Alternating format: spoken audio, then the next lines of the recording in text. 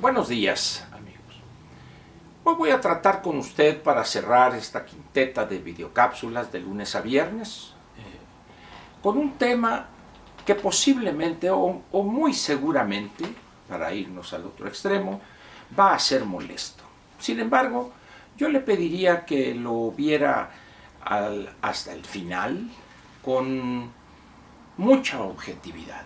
Mire, yo no sé si tenga usted la edad suficiente para haber visto, o allá por los años 60 o 70, todavía un poco entrados en los 80 del siglo pasado, o en videos, reportajes, libros con fotografías del comportamiento del pueblo cubano o de millones de cubanos frente a Fidel Castro y posteriormente frente a su hermano menor, Castro el Menor, Raúl.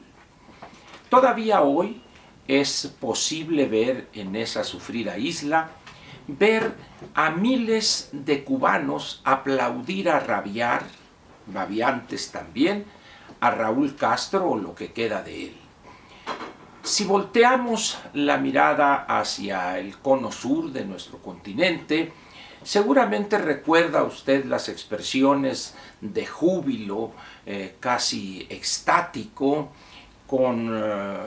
frente a Hugo Chávez, la gente babeante, perdido el juicio frente a él, hoy con menos entusiasmo pero firmes ante quien los está llevando al abismo, Nicolás Maduro, y millones o miles de venezolanos aplaudiendo a rabiar, felices ante un gobernante como Nicolás Maduro. ¿Y quién no se acuerda en años recientes de lo que se vio en Brasil frente al expresidente Luis Inácio da Silva, en el caso de Argentina a los Kirchner, en Bolivia todavía hoy frente al señor Evo Morales, Nicaragua con Daniel Ortega, y en todos esos países en nuestro continente, las masas jubilosas aplaudiendo a rabiar a quien en ese momento era su gobernante, y al principio un gobernante democrático porque por esa vía llegó al gobierno o al poder, y posteriormente enseñó su verdadera catadura y se convirtió en un dictador. Si nos vamos a otros lugares, a otras regiones del planeta, encontraremos expresiones similares o quizá o incluso más intensas, casi de locura colectiva, en la República Popular China, en aquellos años de la Revolución Cultural, donde millones de guardias rojos con el libro rojo en alto gritando Mao Tzu Wan Sui, que quería decir viva el presidente Mao, en estricto sentido es Mao 10.000 años, esa es la expresión traducida literalmente del chino mandarín, en los años de Stalin y de algunos otros gobernantes en lo que era Europa Oriental. Si nos vamos a África o a Asia, encontraremos, repito, más o menos las mismas expresiones. Sin embargo, al poco tiempo y al paso de los años, aquellos gobernantes llevaron a la ruina, a la miseria casi total a sus respectivos países. Sin embargo, todavía en la miseria total se encontraban multitudes vitoreando a ese gobernante. Hoy daba el caso de Venezuela con Nicolás Maduro, Evo Morales en Bolivia y Daniel Ortega en Nicaragua, donde se ve el mismo fenómeno. La pregunta que surgiría después de ese apretado recuento de lo que se ha visto en el mundo en los últimos 40 o 50 años sería la siguiente. ¿A qué se debe que millones de ciudadanos o millones de habitantes de países donde no se necesitaba ser un genio en la economía para darse cuenta que las cosas no iban bien o francamente iban muy mal? ¿A qué se debe esa actitud, esa conducta casi de estupidización colectiva para aplaudir, a rabiar a aquel y defenderlo incluso de una manera violenta en no pocos casos, al que llevaba a millones al abismo. ¿A qué se debe? ¿Qué se opera en la mente de las personas para proceder de esa manera? Inexplicable, irracional incluso. ¿Tiene usted explicación para ese comportamiento? Dirá usted, bueno Ángel, pero son países lejanos, en México es diferente. Muy bien, vamos a regresar a México. No voy a citar el multicitado, valga la redundancia, ejemplo de lo que sucede en el país que está al norte o que colinda al norte con el nuestro, al sur de él, norte del nuestro, Estados Unidos de América, con el presidente Donald Trump.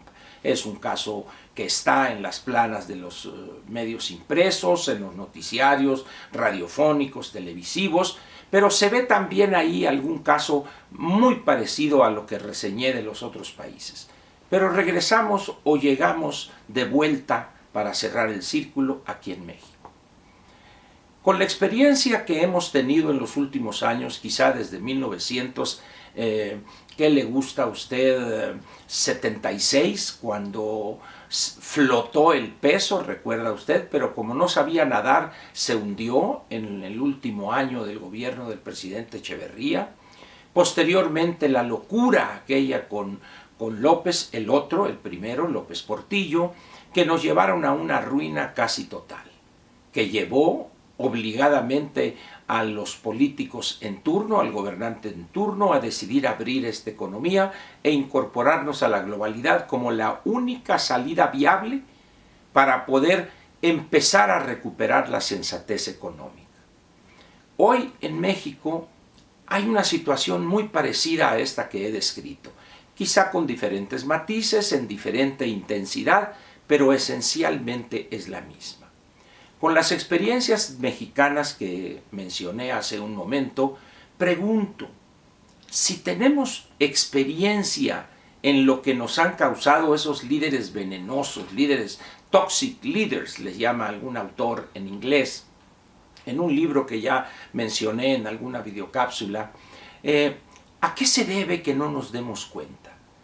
¿A qué se debe, habiendo sufrido en carne propia millones de mexicanos perdiendo su patrimonio en situaciones similares, a qué se debe que de manera irracional, babiante, obnubilado el juicio, aplaudamos y defendamos con violencia, ahorita verbal, no sé si mañana con violencia física, a quien está sentando las bases para esa autopista pavimentada cuyo destino, cuyo punto final es el abismo?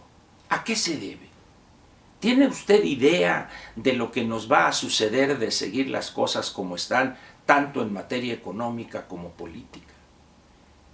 ¿No recuerda usted lo que pasó en aquellos años cuando ante presidentes como Echeverría o López el primero, López Portillo, no López de Santana, eso fue el siglo XIX, y hoy que empiezan a verse rasgos de esa misma personalidad mesiánica, autoritaria, dictatorial casi en algunos puntos específicos, ante esa idea ya seda, caduca, de pretender que el gasto público es el motor del desarrollo, ¿por qué actuamos así? ¿O por qué decenas de millones de mexicanos se comportan de esa manera? ¿Qué explica esa conducta?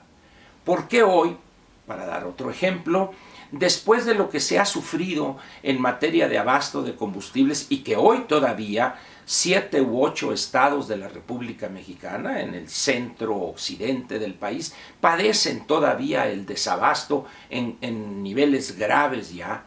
¿Por qué aumenta la popularidad del gobernante que ha tomado esas decisiones de manera precipitada, sin el menor cuidado en las consecuencias, sin la menor inteligencia recabada para poder desarrollar una estrategia coherente, correcta, incluso utilizaría ese adjetivo? Pero repito la pregunta, ¿a qué se debe esa conducta nuestra? ¿Qué es lo que nos ha obnubilado el juicio? ¿Acaso es verdad que es que los otros nos robaron y Peña hizo esto y que fulano y fulano? ¿Justifica eso que el juicio se nos haya obnubilado, hayamos perdido toda capacidad analítica? ¿En verdad eso es? Es decir, ¿estaremos condenados a irnos cual rebaño hacia el abismo y caer y morir ahí? Figurativamente, por supuesto. ¿Se ha preguntado usted a qué se debe eso?